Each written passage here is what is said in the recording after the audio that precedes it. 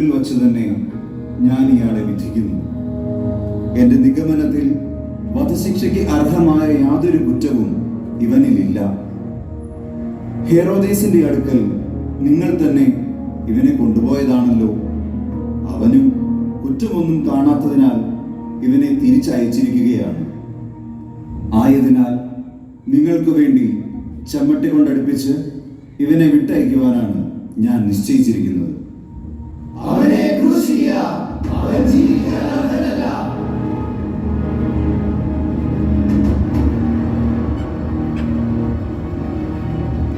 ഒരു തടവുകാരനെ നിങ്ങൾക്ക് വിട്ടുതരുന്ന ഒരു പതിവുണ്ടല്ലോ. പറയുക, ആരെയാണ് ഞാൻ വിട്ടുതരേണ്ടത്? നീതിമാനെന്ന് കരുതുന്ന യേശുവിനെയോ കൊലപാതകിയായ ബറാബാസിനെയോ?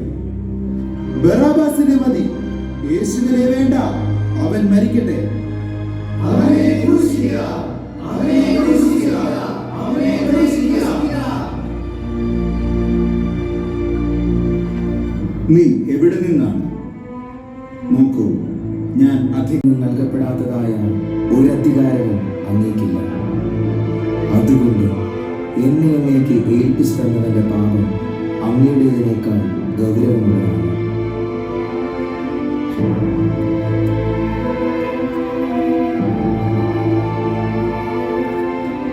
ജനങ്ങളെ, നിങ്ങൾ തന്നെ പറയുക, നസ്രായനായ യേശുവിനെ ഞാൻ എന്തു ചെയ്യണം? വധിക്കുക, അവനെ കൊണ്ടുപോയി കുരിശിൽ തറയ്ക്കുക. വധിക്കുക, അവനെ കൊണ്ടുപോയി കുരിശിൽ തറയ്ക്കുക.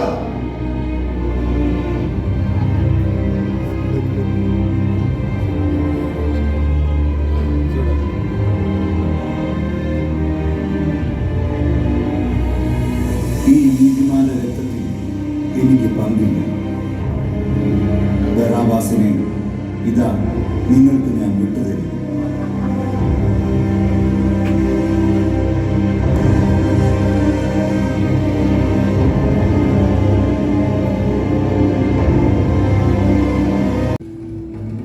മനുഷ്യകുലത്തിന്റെ പാപപരിഹാരത്തിനുള്ള ബലി ആരംഭിച്ചു കഴിഞ്ഞു. ഈശോ പിലാത്തോസിന്റെ മുമ്പിൽ നിൽക്കുന്നു. അവിടുത്തെ ഒന്ന് നോക്കുക. ചമ്മട്ടിടിയേറ്റ ശരീരം, രക്തത്തിൽ ഒട്ടിപ്പിടിച്ച വസ്ത്രങ്ങൾ, തലയിൽ മുൾമുടി, ഉറക്കമൊഴിഞ്ഞ കണ്ണുകൾ, ക്ഷീണത്താൽ വിറയ്ക്കുന്ന കൈകാലുകൾ. വിധിക്കപ്പെട്ടുവല്ലോ. എന്നെ മറ്റുള്ളവർ തെറ്റിദ്ധരിക്കുമ്പോഴും നിർദ്ധയമായി വിമർശിക്കുമ്പോഴും കുറ്റക്കാരനായി വിധിക്കുമ്പോഴും അതെല്ലാം അങ്ങയെ പോലെ സമചിത്തനായി സഹിക്കുവാൻ എന്നെ അനുഗ്രഹിക്കണമേ.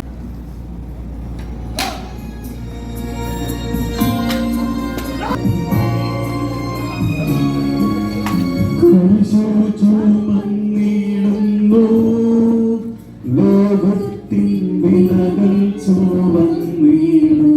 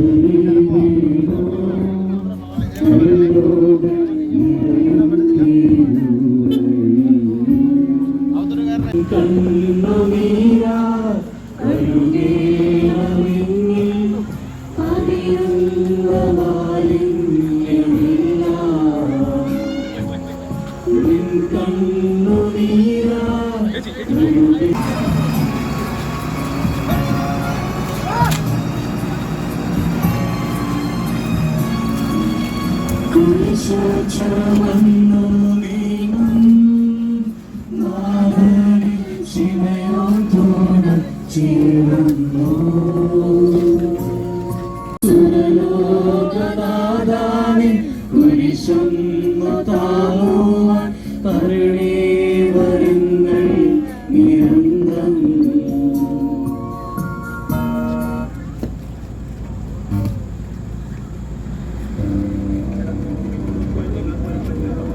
അഞ്ചാം സ്ഥലം, ശിമയോൻ ഈശോയെ സഹായിക്കുന്നു. ഈശോ മിശിഹായെ ഞങ്ങൾ അങ്ങയെ കുമ്പിട്ട് ആരാധിക്കുന്നു. എന്തുകൊണ്ടെന്നാൽ വിശുദ്ധ കുരിശിനാൽ അങ്ങ് ലോകത്തെ വീണ്ടും രക്ഷിച്ചു.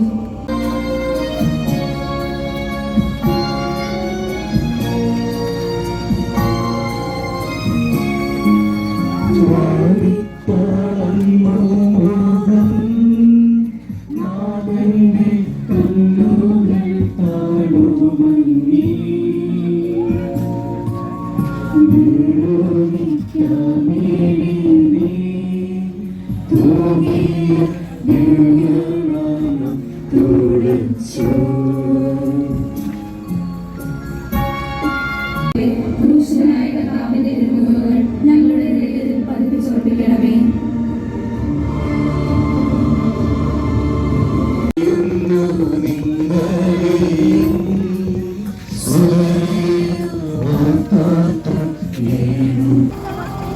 വിങ്ങിക്കെട്ടുന്ന രണ്ട് ഹൃദയങ്ങൾ അമ്മയും മകനും സംസാരിക്കുന്നില്ല. മകന്റെ വേദന അമ്മയുടെ ഹൃദയം തകർക്കുന്നു. അമ്മയുടെ വേദന മകന്റെ ദുഃഖം വർദ്ധിപ്പിക്കുന്നു. 40-ാം ദിവസം ഉണ്ണിയെ ദേവാലയത്തിൽ കാഴ്ചവെച്ച സംഭവം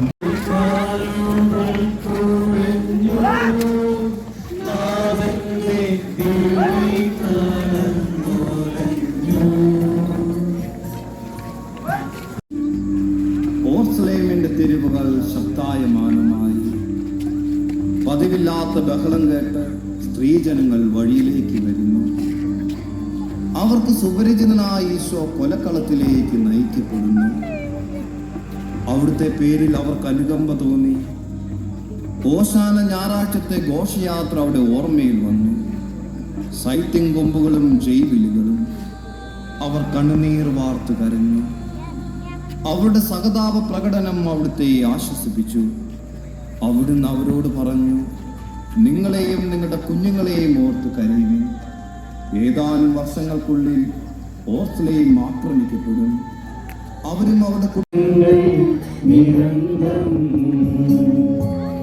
സുരലോകനാഥാനെ കുരിശൊന്നു താങ്ങുവാൻ കരുണേവരങ്ങൾ നിരന്തരം.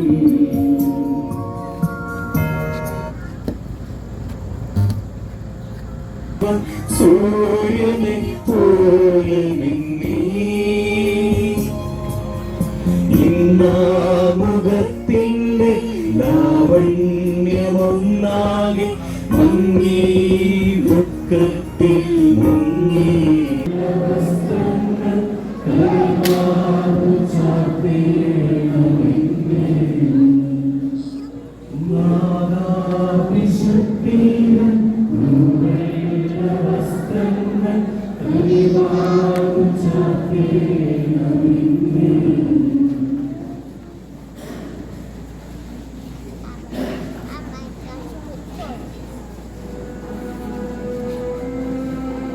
പത്താം സ്ഥലം, ദിവ്യരക്ഷകന്റെ വസ്ത്രങ്ങൾ ഉരിഞ്ഞെടുക്കുന്നു. ഈശോ മിശിഹായെ ഞങ്ങൾ അങ്ങയെ കുമ്പിട്ട് ആരാധിക്കുന്നു. എന്തുകൊണ്ടെന്നാൽ വിശുദ്ധ കുരിശിനാൽ അങ്ങ് ലോകത്തെ വീണ്ടും രക്ഷിച്ചു. ഗാഗുൽത്തായിലെത്തിയപ്പോൾ അവർ അവിടുത്തേക്ക് മീറ കലർത്തിയ വീഞ്ഞു കൊടുത്തു. എന്നാൽ അവിടുന്ന് അത് സ്വീകരിച്ചില്ല. അവിടുത്തെ വസ്ത്രങ്ങൾ 4 ഭാഗിച്ച് ഓരോരുത്തർ ഓരോ ഭാഗം എടുക്കുകയും ചെയ്തു. മേലയ്ക്ക് തയ്യൽ കൂടാതെ നെയ്യപ്പെട്ടതായിരുന്നു. അതാർക്ക് ലഭിക്കുമെന്ന് ചിട്ടിയിട്ട് തീരുമാനിക്കാമെന്ന് അവർ പരസ്പരം പറഞ്ഞു. എന്റെ വസ്ത്രങ്ങൾ അവർ ഭാഗിച്ചെടുത്തു. എന്റെ മേലകയ്ക്ക് വേണ്ടി അവർ ചിട്ടിയിട്ടു എന്നുള്ള തിരുവെടുത്ത് അങ്ങനെ അനർത്ഥമായി.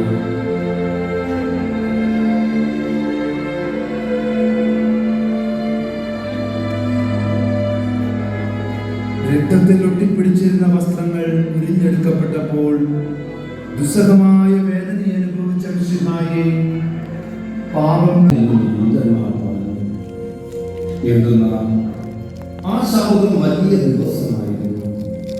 തന്മൂലം കുരിശിൽ തറയ്ക്കപ്പെട്ടവരുടെ കണങ്കാലുകൾ തകർത്ത് ശരീരം താഴെ ഇറക്കണമെന്ന് അവർ പിലാത്തോസിനോട് ആവശ്യപ്പെട്ടു.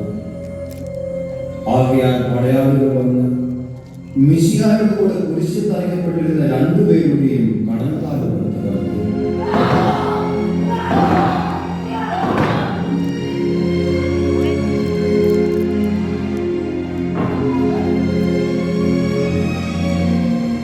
ഈശോ പണ്ടേ മരിച്ചു കഴിഞ്ഞിരുന്നു എന്ന് കണ്ടതിനാൽ അവിടുത്തെ കണങ്കാലുകൾ തകർത്തില്ല. എങ്കിലും പടയാളികളിൽ ഒരുവൻ കുന്തം കൊണ്ട് അവിടുത്തെ വിലാപ്പുകൾ നടത്തി. ഉടനെ അവിടെ നിന്ന് രക്തവും വെള്ളവും ഒഴുകി.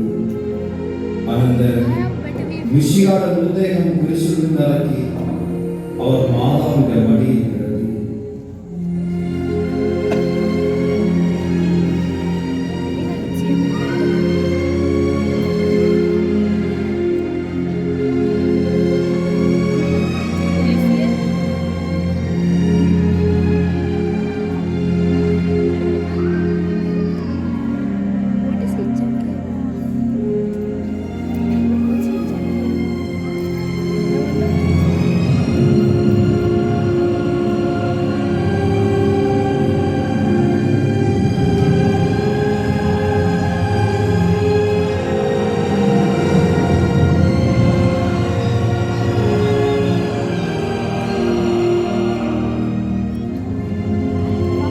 ഏറ്റവും ജ്ഞാനിയായ മാതാവേ, അങ്ങേ വത്സലപുത്രൻ